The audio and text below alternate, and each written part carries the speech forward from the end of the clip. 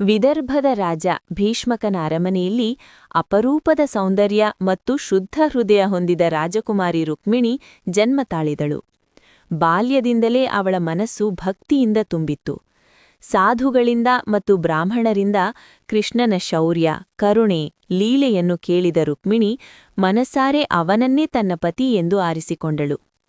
ಆದರೆ ಅವಳ ಸಹೋದರ ರುಕ್ಮಿಗೆ ಕೃಷ್ಣನ ಮೇಲೆ ದ್ವೇಷ.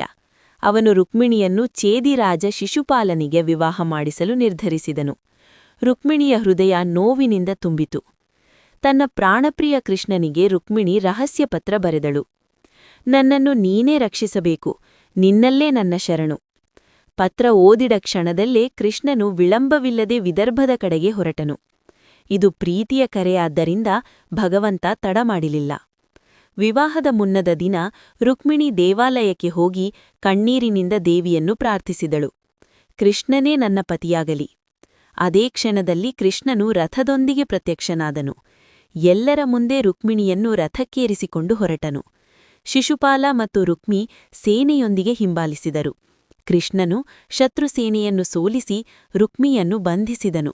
ಆದರೆ ರುಕ್ಮಿಣಿಯ ಕರುಣೆಯಿಂದ ಅವನನ್ನು ಬಿಡಿಸಿದನು. ದ್ವಾರಕೆಯಲ್ಲಿ ವೈದಿಕ ವಿಧಿವಿಧಾನಗಳೊಂದಿಗೆ ಕೃಷ್ಣ ರುಕ್ಮಿಣಿಯ ವಿವಾಹ ನೆರವೇರಿತು. ಭಕ್ತಿಗೆ ಭಗವಂತ ಒಲಿದ ಕ್ಷಣ ಅದು.